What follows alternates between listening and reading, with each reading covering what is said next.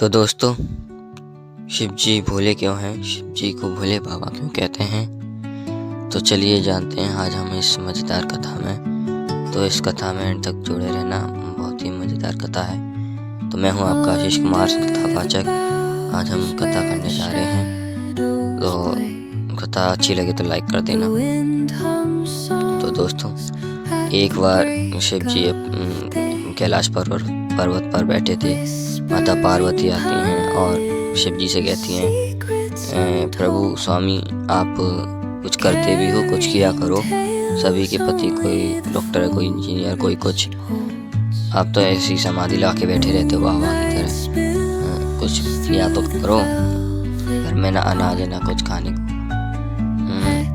तो शिव जी कहते हैं, अच्छा क्या करें बताइए माता देवी। तब वे कहती हैं, अच्छा तो एक काम करो, खेती करो। वो कहते हैं, अच्छा खेती तो कर लेंगे, लेकिन हमारे पास एक बैल तो है, एक नंदी तो है, एक और चाहिए इसके लिए। तो वे कहती हैं, कृष्ण से ले लो, उसके पास गैया ही गैया हैं, नंदी हैं, एक नंदी से ले लो, खेत ले लो उसे। तब वे कहते हैं, अच्छा तो चलते हैं, ठीक है। तब वे कहती हैं, रुको सुनो, ध्यान से करना, कृष्ण चालाक है बहुत। तब वे शिव जी कहते हैं, ठीक है। तब नंदी के पर सवार होकर चल देते हैं। नंदी भी समझाते हैं, प्रभु ध्यान से करना काम, आप बोले हैं, आप हाल मान जाते हैं उनकी बात। तो वे कहते हैं, ठीक है, तो चल देते हैं। तो कृष्ण जी के द्वारिका नगरी पहुंचते हैं। तो दरवाजे पर शिव जी पधारते हैं। तो कृष्ण जी कहते हैं, राधे राधे बाबा जी, आइए आइए, क्या सेवा करें। तब वे कहते हैं, कुछ नहीं कृष्ण जी, कुछ नहीं कृष्ण, मुझे बस आपका खेत चाहिए और एक नंदी, मुझे खेती करनी है। तो कहते हैं, अवश्य करिए, खेती आपका ही खेत है, आपकी नंदी है, सब कुछ आपका ही है। कृष्ण जी कहते हैं और शिव जी कहते हैं, पर हमारी एक शर्त है। कि क्या? माता पार्वती ने कह रखा था दोस्तों कि तुम बहुत बोले हो, यदि खेती करना तो कहना ऊपर की फसल हमारी, नीचे तुम्हारी। तो कृष्ण जी से कहते हैं, ऊपर की फसल हमारी होगी और नीचे की तुम्हारी, बताइए शर्त मंजूर है? कहते मंजूर है बाबा, जो चाहे तुम करो। तब वे करते हैं। तो कहते हैं, क्या बोऊं? तो कृष्ण जी कहते हैं, आलू बो दो। तो शिव जी आलू बो देते हैं। तो दोस्तों पता ही आपको, नीचे का आलू कृष्ण जी ले जाते हैं और ऊपर की घास फूस बची होती है वो भोले बाबा ले जाते हैं। तो शिव जी ले जाते हैं। तो पार्वती माता, उसने क्या बोया? आलू। और पार्वती माता दुखी होती है, अरे क्या कर दिया तुमने, मैंने कहा था ना छलिया है कृष्ण, तुम्हें छल ले लेगा।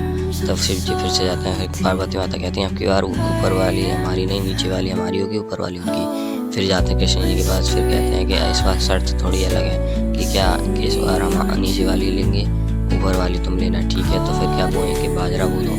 अब दोस्तों फिर से वो बाजरा कृष्ण जी की हो जाती है, नीचे की जो बची होती है वो शिव जी ले आते हैं घास फूस। फिर पार्वती माता दुखी होती है, कहती हैं, अरे फिर से तुम ले आइए, इस बार सुनो, इस बार ध्यान रखना, बीच वाली हमारी, ऊपर नीचे की उनकी।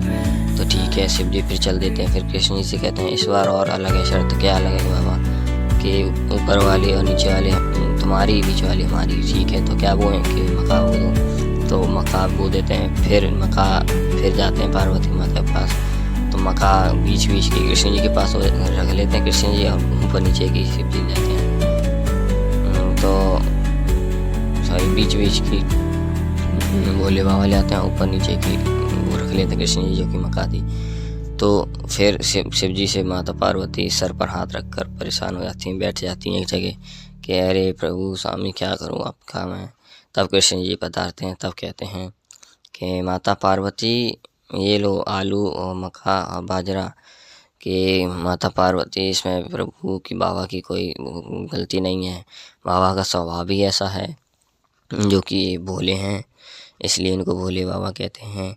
जो इनको एक बार में प्रसन्न करते, ये सरल है स्वभाव है इनका। या हाल प्रसन्न हो जाते हैं, एक लोटा जल चढ़ा दे उससे प्रसन्न हो जाते हैं। तो इससे दोस्तों यह पता चलता है भोले बाबा की यदि हम पूजा करेंगे तो वह हाल प्रसन्न हो जाएंगे। और देवता नहीं होते जितने ये जल्दी होते हैं, और यही हैं जो भाग्य मिटा सकते हैं, हमारे भाग्य को अच्छा कर सकते हैं।